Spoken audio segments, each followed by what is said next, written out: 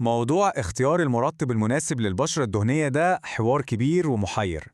في ناس كتير بتفتكر إن البشرة الدهنية دي خلاص مش محتاجة ترطيب. بالعكس، أي كريم هيتحط عليها هيزود الزيوت والمشاكل. بس الحقيقة العلمية لأ، مختلفة خالص. في تحليلنا ده احنا هنمسك كل الخرافات دي ونفككها واحدة واحدة، ونرسم مع بعض خريطة طريق واضحة عشان نوصل لأحسن اختيار ممكن. وهنا بقى السؤال الأهم اللي بيبدأ من عنده كل الكلام، هل البشرة اللي بتطلع زيوت طول اليوم دي محتاجة بجد إننا نحط لها طبقة ترطيب زيادة؟ الإجابة السريعة ومحتاجة جدا كمان. طيب ليه؟ ده اللي هنعرفه سوا دلوقتي. طيب تعالوا ندخل في صلب الموضوع على طول ونكسر أشهر خرافة. كتير مننا بيعتقد إن المرطب ده هيزود الزيوت واللمعان وممكن يطلع حبوب، وإن البشرة الدهنية مش ناقصة، هي أصلا مترطبة. بس العلم بيقول إيه بقى؟ بيقول إن الترطيب الصح المتوازن هو اللي بيحمي البشرة دي وبينظم إفراز الدهون. وهنا بقى النقطة المهمة قوي، الزيت اللي البشرة بتفرزه ده حاجة، والترطيب اللي هو نسبة المية جوه الخلايا دي حاجة تانية خالص، مش نفس الشيء أبداً. تمام، دي الأجندة بتاعتنا النهاردة سريعة كده. الأول هنكسر خرافة الترطيب دي، بعدين هنفهم ليه الترطيب مهم أصلا، وبعدها إزاي نختار المنتج الصح. هناخد جولة على أحسن المرطبات الموجودة، وفي الآخر شوية نصايح وتوصيات نهائية. يلا بينا نبدأ بأهم جزء. الجزء ده هو الأساس بتاعنا. لما نفهم كويس ليه الترطيب مهم، صدقوني كل الاختيارات اللي جاية هتبقى أسهل بكتير. بصوا، الموضوع بسيط، في فرق كبير بين الزيت والترطيب. الزيت أو اللي بنسميه السيبم ده طبقة دهنية بتحمي الجلد من بره، زي طبقة عازلة كده بتمنع المية تتبخر. إنما الترطيب ده نسبة المية اللي جوه الخلايا نفسها.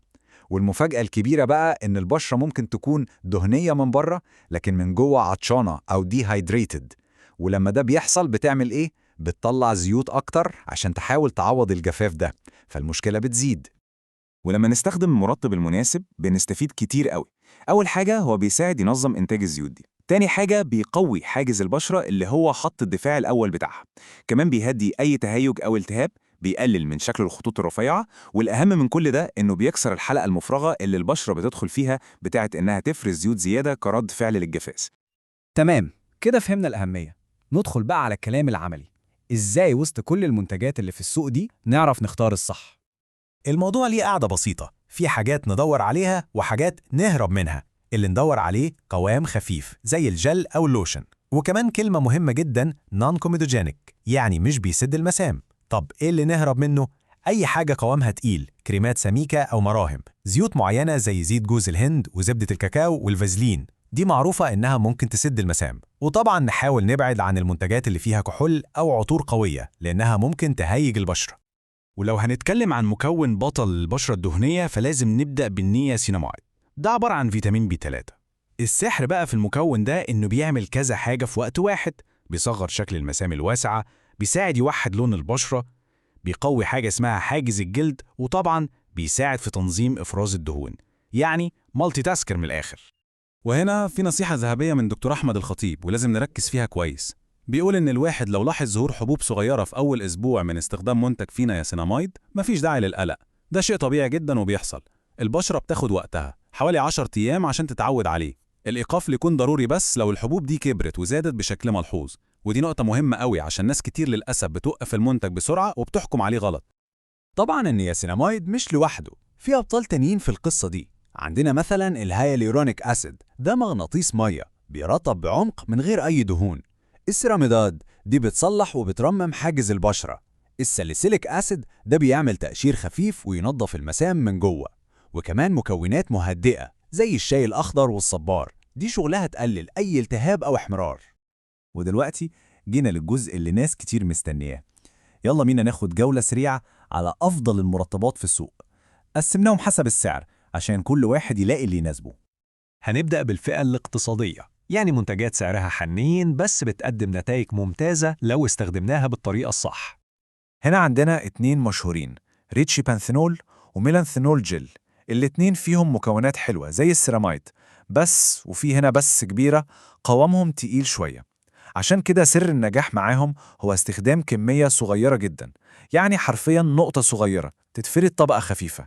لو الكمية زادت ممكن تسد المسام وتعمل مشاكل. طيب نطلع سلمة لفوق وندخل على الفئة المتوسطة. هنا بقى هنلاقي منتجات ليها اسم كبير وسمعة ممتازة، بتعمل توازن حلو قوي بين الجودة والسعر. في الفئة دي في 3 نجوم كبار. أول واحد سيرافي بي ام لوشن، ده يعتبر الجوكر، قوامه خفيف جدا وفيه توليفة رائعة من السيراميدات والنياسيناميد، بيمشي مع معظم الناس.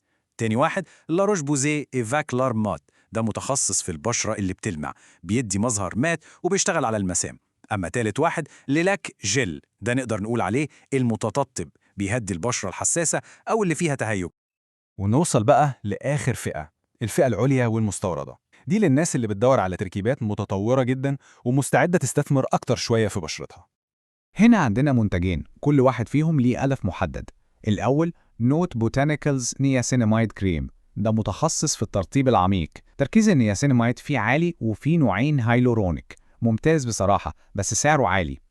المنتج الثاني سان باي مي ميراكل كريم، ده مش مرطب يومي بالمعنى التقليدي، ده يعتبر كريم علاجي بيوجه ضرباته للحبوب النشطة نفسها بتركيبة قوية من الأحماض والسنتيلا.